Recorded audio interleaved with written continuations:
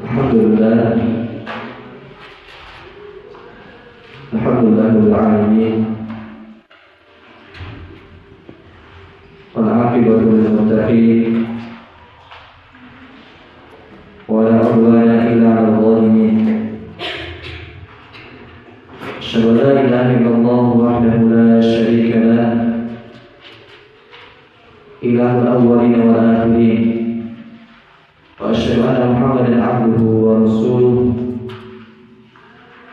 Shadiqul wa'dil amin. Salawatullahi alaihi wa ala alihi wa ashabihi wa man tabi'ahum bi ihsanin ila yaumiddin, amma ba'du. Masyaallah, rahimakumullah. Alhamdulillah, kita bersyukur kepada Allah Subhanahu wa taala mesti memberikan kepada kita nikmat serta karunia-Nya.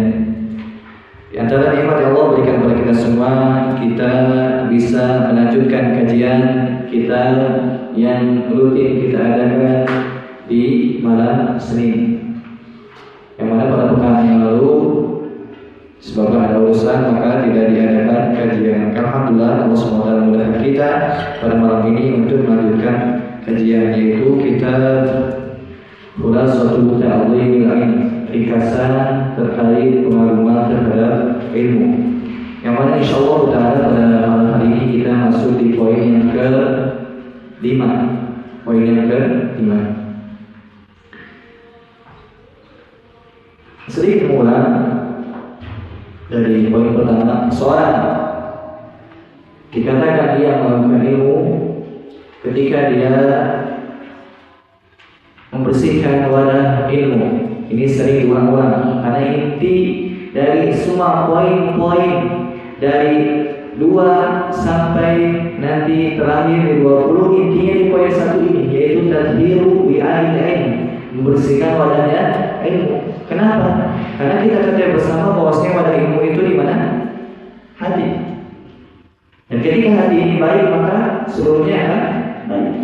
Jadi poin yang kita akan pelajari insyaallah taala dari poin nomor 2 sampai nomor 20 itu intinya kembali ke poin nomor 1, yaitu membersihkan wadahnya hati, yaitu wadahnya ilmu, yaitu hati. Kemudian yang kedua adalah ikhlasun niyyah fihi, yaitu mengikhlaskan niat dalam menuntut ilmu. Mengikhlaskan niat, tempatnya ikhlas itu di mana? Jadi poin nomor 2 ini kembali kepada poin nomor 1. Intinya di nomor 1 ini. Kalau kita telah bahas bahwasanya apa? Menggabungkan ilmu dengan bersihnya hati dengan cara membersihkan hati dari syahwat dan syubhat. Ketika hati kita bersih dari syahwat dan syubhat, maka otomatis apa? Ilmu itu akan mudah menyerap kepada kita. Sebaliknya ketika hati ini kotor, mau siang dan malam pun kita belajar, maka apa? Ilmu yang kita dapatkan apa? Tidak akan pernah. Mungkin secara hafalan, secara maklumat, secara pemahaman kita dapat. Tetapi secara pengamalan ilmu, secara ilmu yang Allah cintai, yaitu bermanfaat, maka apa? Tidak akan dia dapatkan. Karena kita perlu ketahui bersama bahwasanya Muhammad SAW bersabda, "Ala inna fil jasadi mudghah." Ketahuilah di dalam jasad itu ada segumpal dan idza salaha salahal jasaduhu. Jika segumpal daging itu baik, maka akan baik seluruhnya. Jika segumpal daging itu buruk, maka akan buruk seluruh tubuh. Ketahuilah bahwasanya segumpal daging itu adalah hati. Kemudian yang ketiga, yaitu jamu himmati nafsi alaihi, yaitu mengumpulkan keinginan terbesar di dalam jiwa ini untuk mendapatkan ilmu.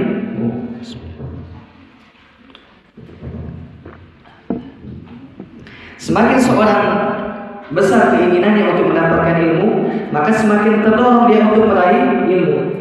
Ketika seorang di dalam hatinya itu, di dalam jiwanya itu besar ingin mendapatkan ilmu, ia akan semangat dalam mempelajari ilmu. Sebaliknya ketika misalkan seseorang di dalam jiwanya itu dia tidak menginginkan ilmu, maka apa? Dia pun tidak akan terdorong untuk bersungguh-sungguh dalam mencari ilmu. Kemudian yang keempat, yaitu sarful himmati fihi ila ilmil Quran was sunnah, yaitu mengarahkan keinginan terbesar untuk mempelajari ilmu Quran dan Sunnah. Ini yang keempat. Kemudian kita masuk ke pembahasan yang baru, yaitu al-ma'qidul khamis. Tadi sampul yang kelima, sulukul jadatil musilati ilaih, yaitu menempuh jalan yang dapat mengantarkan kepada ilmu. Anda ulangi, poin yang kelima, seorang dianggap melakukan ilmu ketika dia menempuh jalan yang dapat mengantarkan kepada ilmu. Karena tidak sesuatu yang kita inginkan dari perkara dunia atau perkara agama, pasti ada jalan untuk meraih. Contoh misalkan masalah dunia, seorang ingin mendapatkan uang, apa jalan dia tempuh? Bekerja, entah itu berdagang, atau berbisnis dan lain sebagainya. Begitu seorang misalkan ingin menempuh suatu jalan untuk mengantarkan ke kota tertentu, bisa ada jalannya tidak? Jadi tidak sesuatu hal, suatu perkara pasti ada jalannya yang dapat mengantarkan kepada hal tersebut, termasuk ilmu ini. Oleh karena kata beliau, penulis hafizallahu ta'ala, likulli matlubin tariqun yusiru ilaih. Setiap yang diinginkan itu pasti ada jalan yang dapat mengantarkan kepadanya. Anda ulangi, setiap yang diinginkan pasti ada jalan yang dapat mengantarkan kepadanya. Sebagaimana misalkan kita ingin ke Jakarta, ada jalan tidak yang dapat mengantarkan kita ke Jakarta? Ada. Faman salaka jadata matlubihi aw qafathu alaihi. Barang siapa yang menempuh jalannya, pasti dia mendapatkan. Siapa yang menempuh jalan ilmu pasti mendapatkan. Sebagaimana seorang misalkan dia menempuh jalan yang dapat mengantarkan ke kota yang dia capai, misalkan Jakarta, pasti akan sampai ketika dia menempuh jalan. Sebaliknya, waman adalah anha lam yaghfar bimatlubi. Barang siapa yang tidak menempuh jalannya, maka dia tidak akan mendapatkan apa yang dia inginkan. Coba sekarang ulangi. Barang siapa yang menempuh jalan ilmu, maka ia akan mendapatkannya. Barang siapa yang tidak menempuh jalan tersebut, dia tidak akan mendapatkannya. Apa jalan tersebut? Insya Allah kita akan pelajari di paragraf selanjutnya. Baik, warubama asaba faidatan qalilatan ma'a tabin katsir.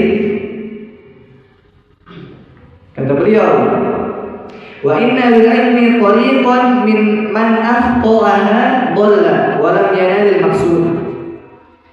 Penting ini perkataan yang sangat bagus. Kata beliau, sesungguhnya ilmu itu ada jalannya.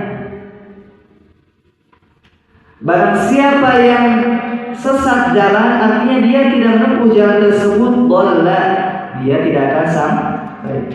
Jadi ilmu itu ada jalan. Barang siapa yang menempuh jalan tersebut, dia akan sampai mendapatkan ilmu. Dan barang siapa yang tidak menempuh jalan ini, maka apa? Maka dia tidak akan sampai. Dan ini kita bisa saksikan secara kenyataan. Orang yang misalkan ingin ke Jakarta, tapi malah jalannya itu ke arah Garut, misalkan sampai tidak. Kenapa? Dia tidak menempuh jalan. Begitupun ilmu itu ada jalan. Ketika seorang menempuh jalan ilmu ini, dia dianggap mengagungkan ilmu.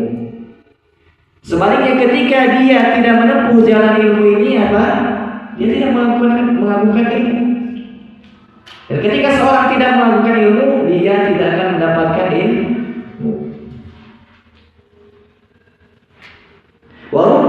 Warubbama asaba faidatan qalilatan ma'a ta'bid katsir. Bisa jadi dia itu apa? Mengerahkan segala kemampuannya, kesungguhannya.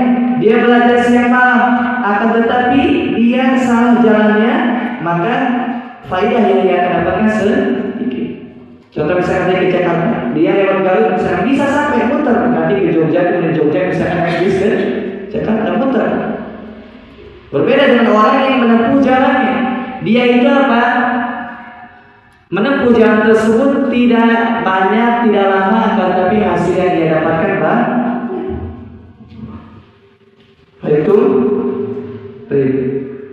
oleh karenanya yaqulu Az-Zarnuji rahimahullah ta'ala fi kitabih Ta'lim al-Muta'allim, berkata seorang ulama namanya Az-Zarnuji di dalam kitabnya Ta'lim al-Muta'allim.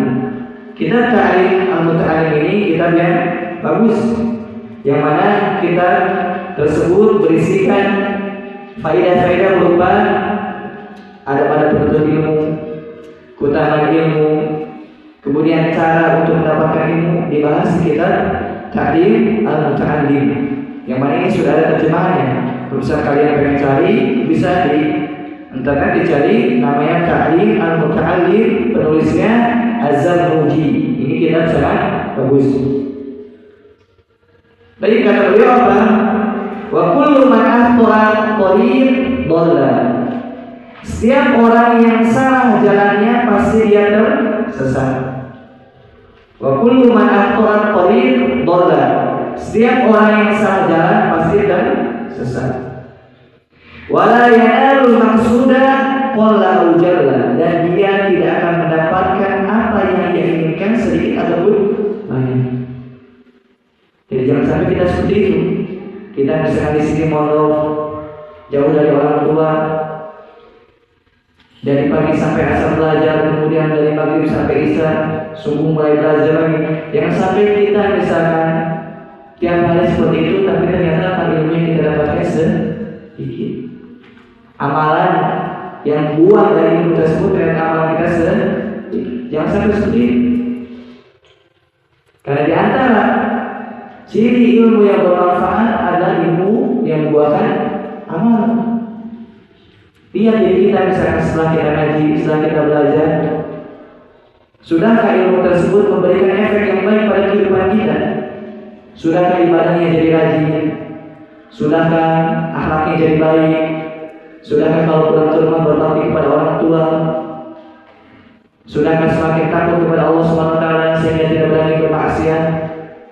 Atau justru sebaliknya, jangan sampai kita misalkan di sini modal dari SMP, bahkan dari TK, SD, belajar agama, kemudian SMP, kemudian SMA, ternyata misalkan hasil yang kita dapatkan sedikit, dalam artian ilmu yang kita dapatkan misalkan tidak diamalkan, tidak bermanfaat untuk kehidupan. Jangan sampai seperti itu. Sebabnya apa? Sebabnya dia tidak melakukan ilmu. Makanya apa? Penting untuk kita memperhatikan kitab ini dan memperhatikan dalam kehidupan sehari-hari. Kemudian kata beliau, hafizallah ta'ala, wa qala Ibnu Qayyim rahimahullah ta'ala fi kitabih Al-Fawaid. Ibnu Qayyim berkata di dalam kitabnya Al-Fawaid, al-jahlu bil tariq wa afatiha wal maqsudi yujibu ta'ab al-kathir ma'al faidatul qalilah. Orang yang tidak tahu jalan yang dapat mengantarkan kepada apa yang ia inginkan, orang yang tidak tahu, orang yang bodoh terhadap jalan yang dapat mengantarkan kepada yang ia inginkan, maka dia hanya mendapatkan kelelahan saja tanpa ada faedah. Kalaupun ada faedahnya apa cuma sedikit. Jadi orang yang dia tidak tahu jalan yang dapat menunjukkan kepada apa yang dia cari, maka dia hanya melelahkan, buang-buang waktu. Kenapa?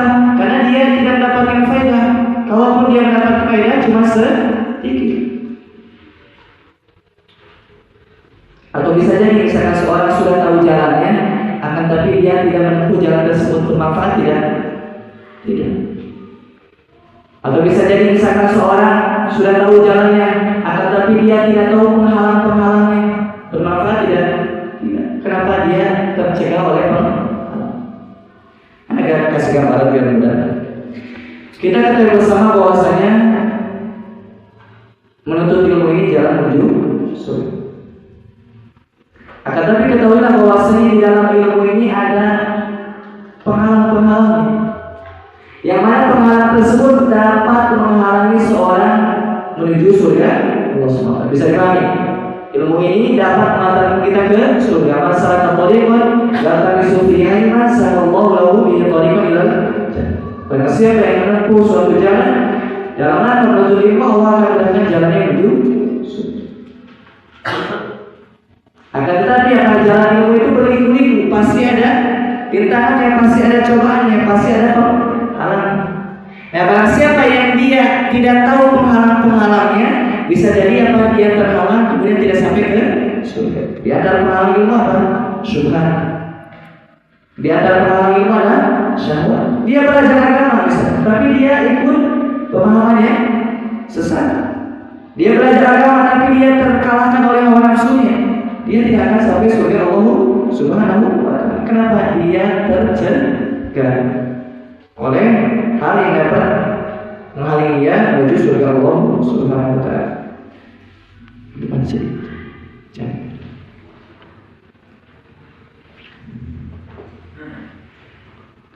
Baik, kita lanjutkan. Bisa dipahami?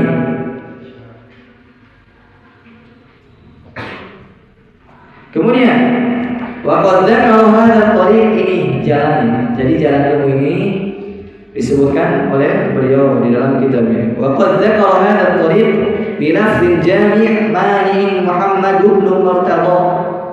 Muhammad Murtada. Jalan ilmu tersebut telah disebutkan oleh Muhammad Murtada. Ini seorang ulama namanya Muhammad Murtada. Beliau berkata di dalam qasidahnya, "Fama hawal ghayah fi alfi sanah syakhsun fahud min kulli fannin ahsana."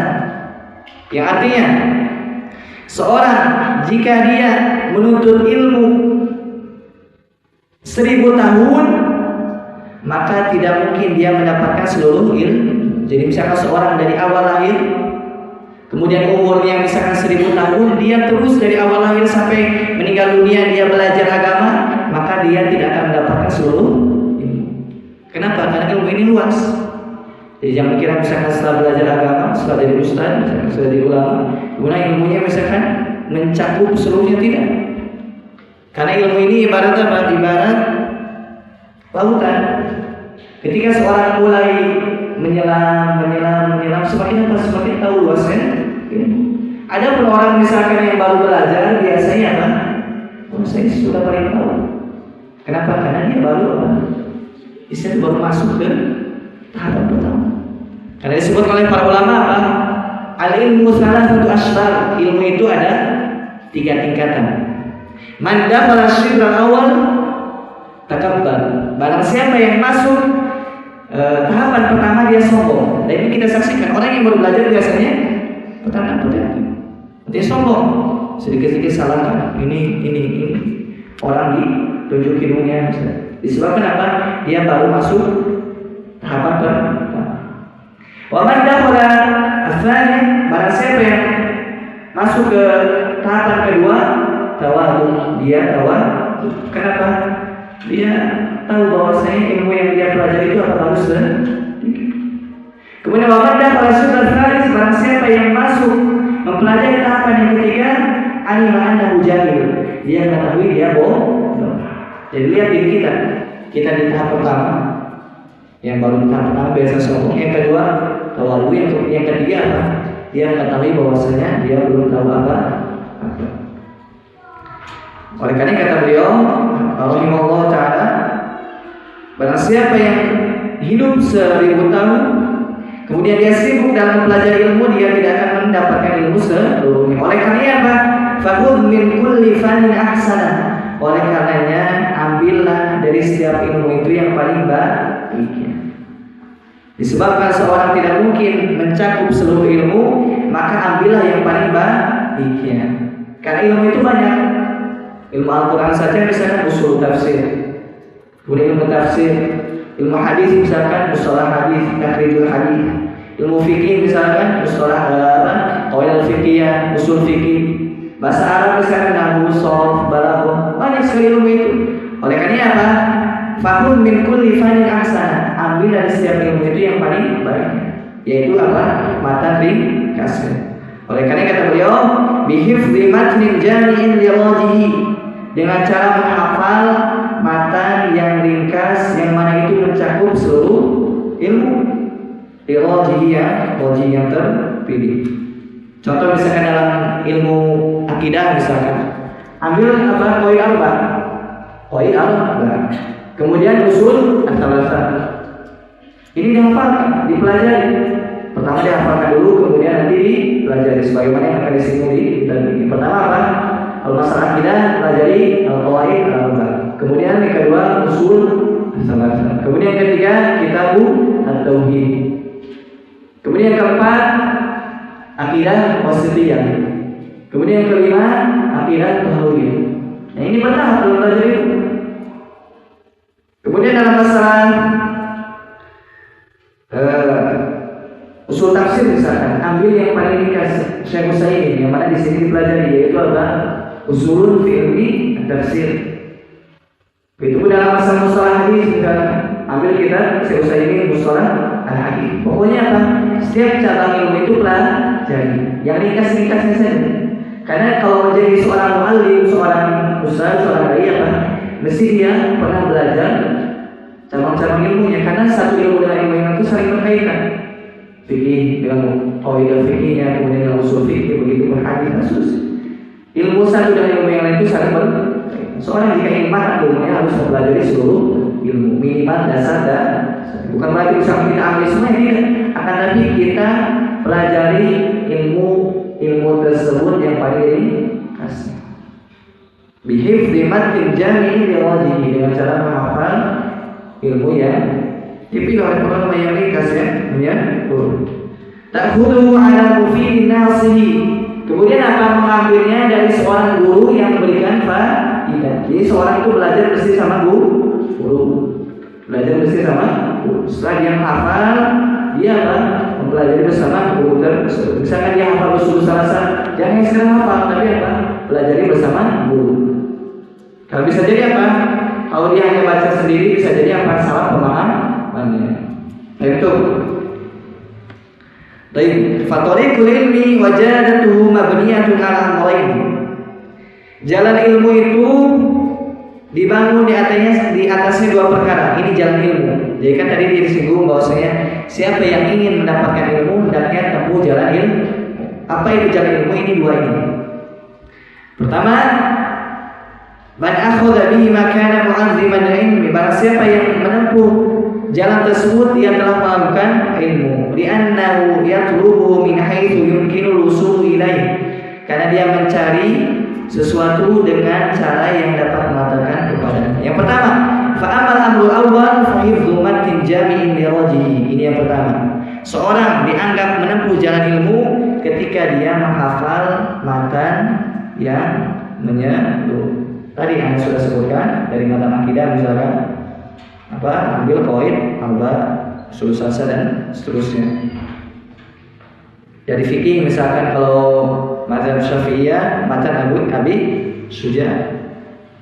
Kalau misalkan mazhab Hambali dalilul talib, atau misalkan yang dipelajari sama Ustaz Gali misalkan, yaitu manhajus salikin atau manhajus salikin. Secara umum mazhabnya Hambali, tapi sebagian permasalahan ada yang tidak bermazhab dengan mazhab Hambali. Yang jelas apa? Setiap ilmu itu kita pelajari. Seorang misalkan kalau mau jadi ustaz mesti seperti itu. Dia mesti mempelajari cabang-cabang ilmu. Fikih dari awal harus sampai beres misalkan harus. Karena mau tidak mau kalau sudah jadi ustaz pasti kalau setiap ditanya wallahu a'lam berarti ustaz. Tapi wallahu a'lam itu bagian dari ilmu.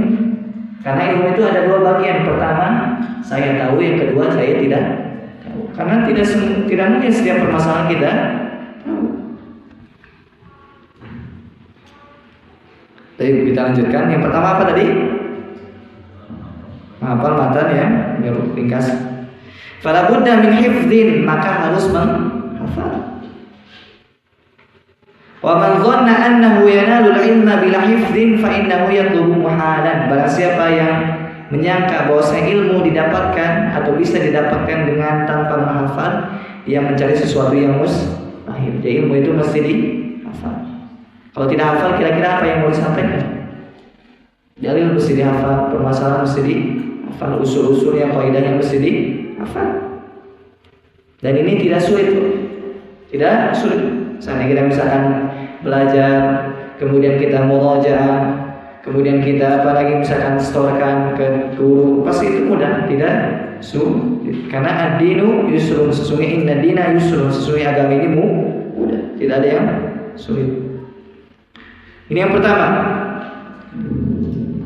Wal mahfudhu al-mu'awwalu alaihi wal matnul jamil rajin ay al-mu'tamad 'inda ahli fan. Yang dihafal itu apa? Matan yang memang diakui oleh para ulama. Yang mu'tamad itu apa? Yang menjadi sadaran. Tadi kalau misalkan fikih misalkan ambil Minhajus Salikin misalkan. Artinya apa? Ilmu yang memang sudah direkomendasikan oleh para ulama.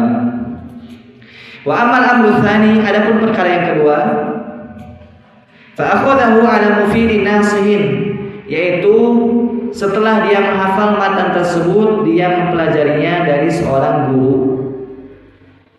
Jadi setelah menghafal, dia mencari syarah atau penjelasannya kepada seorang guru.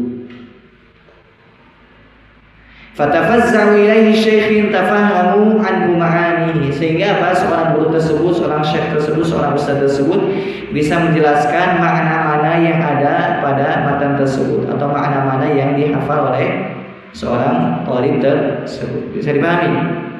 Yang pertama apa? Yang kedua, menjelaskannya kepada siapa?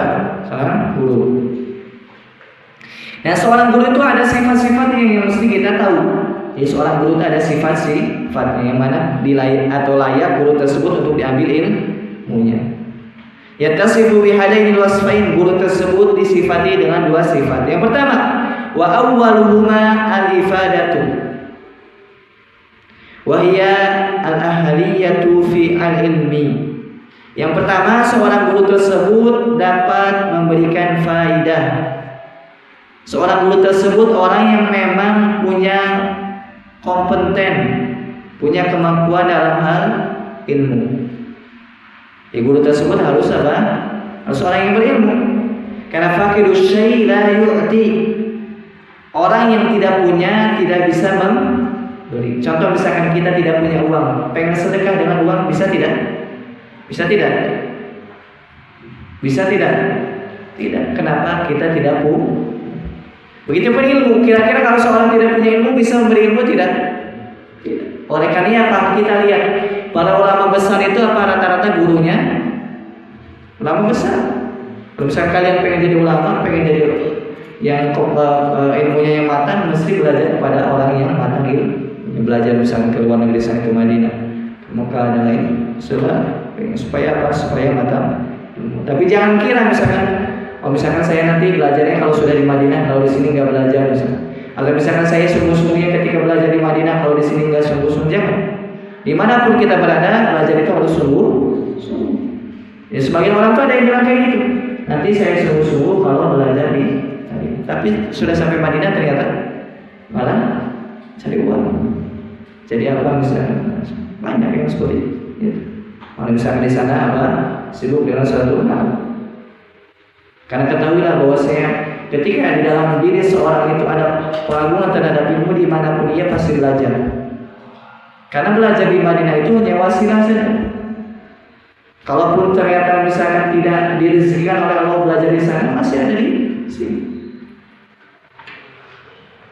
Jangan sampai apa beralasan seperti itu. Dimanapun kita berada, makanya kita belajar. Alhamdulillah sekarang fasilitas sudah mudah.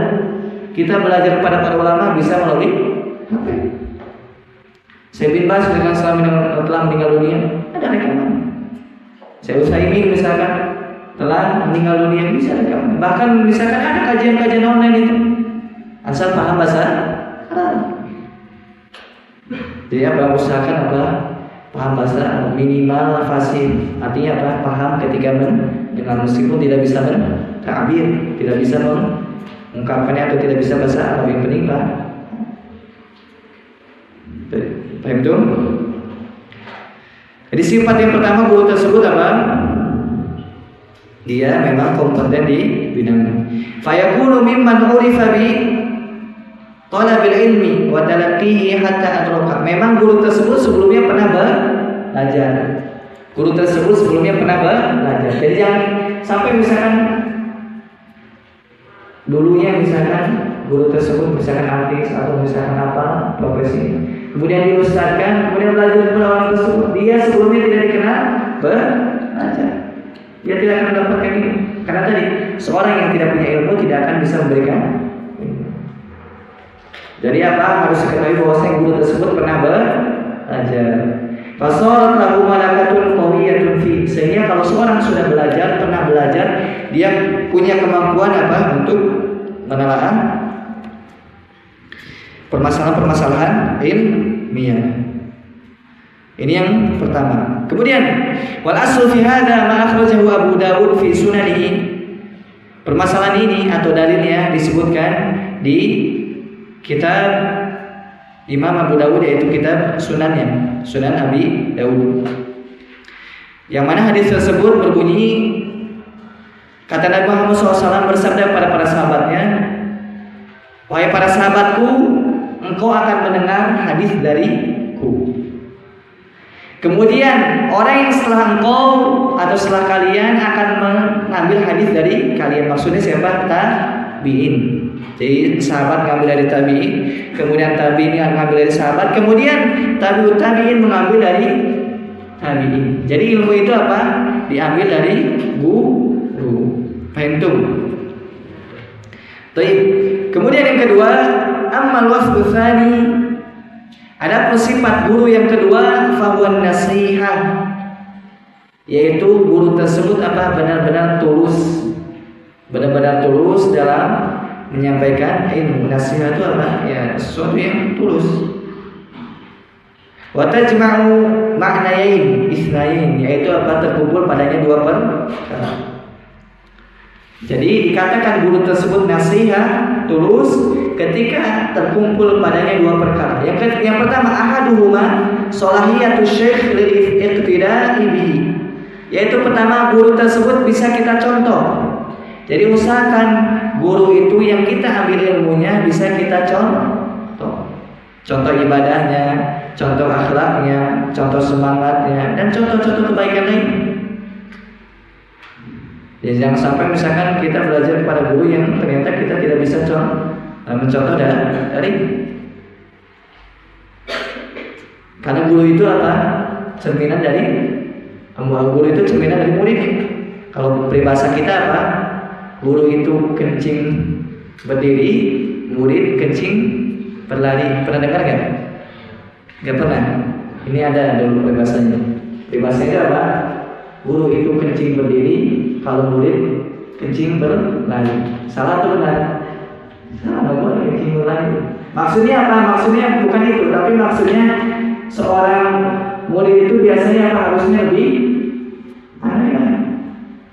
gurunya tadi mengajarkan misalkan kencing berdiri, muridnya bisa kencing berlari. Benar, orang lebih pintar. Tapi peribahasa ini perlu ditinjau ulang. Kalau belum pernah dengar, benar. Jadi guru tersebut apa? Memang bisa kita contoh mereka. Wal ihtidaa bi hadihi. Kita bisa mengambil petunjuk darinya. Wadallihi wasanti. Begitupun apa akhlaknya. Kemudian santainya, santu apa? Ketenangannya, kewibawaannya. Ya guru itu harus seperti itu.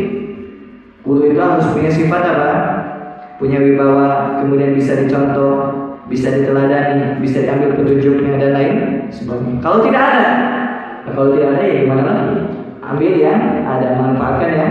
Misalnya di sini nggak ada misalnya gurunya yang luar biasa yang seperti ini, misalnya seperti para sahabat yang memang tidak ada. Kan tapi apa? Ya pada diri mereka ada kebaikan yang bisa kita hidup. Kalau misalnya jangan contoh, Yang baik kita tiru, yang salah jangan dicontoh. Dan doakan mereka, guru-guru kita.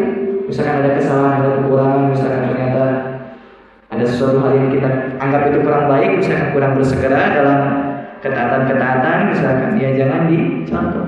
Doakan mereka supaya apa? Bersegera dalam ketaatan. Fahimtum? Baik, yang terakhir. Wal akhiru ma'rifatuhu bi thariqit ta'lim. Guru itu apa? Harus mengetahui cara menyampaikan ilmu. Ini juga penting. Ya terkadang guru itu pintar tapi tidak bisa menyampaikan ilmu tersebut. Jadi terkadang seperti itu. Kalau ditanya, masya Allah. Tapi ketika menyampaikan apa? Anjelimat itu apa? Kalau benang itu kusut, jadi apa? Enggak kubu, enggak teratur awal dan akhir. Bisa dipahami? Terkadang guru itu seperti itu. Yani dia banyak ilmunya, tapi untuk menyampaikan apa? Kurang. Oleh karena apa? Yang namanya bicara itu harus dilatih. Kalian misalkan kalau ada kesempatan bicara, supaya apa? Supaya tidak menjelimet dalam bicara. Ketika kalian bicara di depan umum misalkan, ketika ada suatu hal yang disampaikan, kalau sudah sering biasa apa? Mengalir. Kalau sudah sering bicara, mengalir begitu saja. Beda dengan orang yang misalkan jarang bicara. Ketika ingin menyampaikan tidak bisa, meskipun misalkan dia sudah paham, sudah tahu. Akan tapi disebabkan dia jarang bicara, jarang menyampaikan, justru apa? Justru malah tidak bisa dipahami. Paham tuh? Bihaitsu yuhsinu ta'lima al-muta'allim atau yuhsinu ta'lima al-muta'allim. Dengan cara apa? Dia itu bagus dalam menyampaikan pelajaran. Seorang guru apa? Harus bagus dalam menyampaikan pelajaran.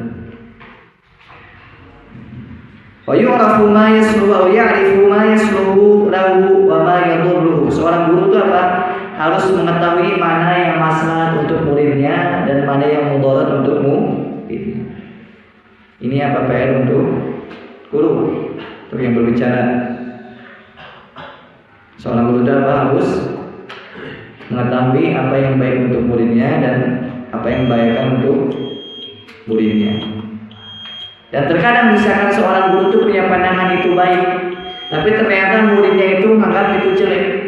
Tapi yang benar itu gurunya, disebabkan si muridnya itu kurang paham. Jadi ketika misalkan seorang guru menjelaskan kepada kalian, menegur kalian, ketahui bahwa itu adalah kebaikan, mesti kalian ambil. Tahan dulu, kita lanjut.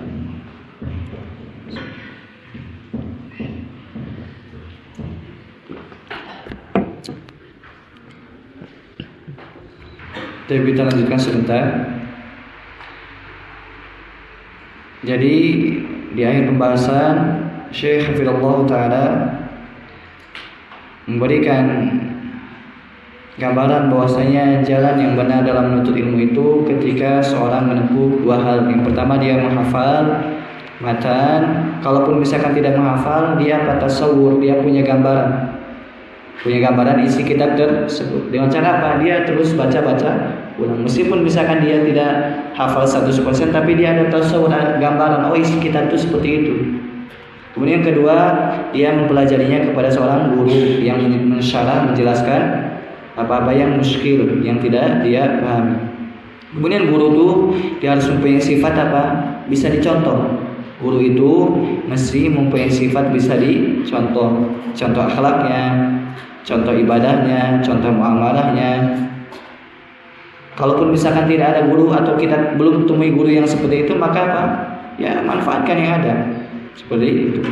Kemudian sifat guru yang kedua apa? Dia itu tentunya berilmu. Setelahnya apa?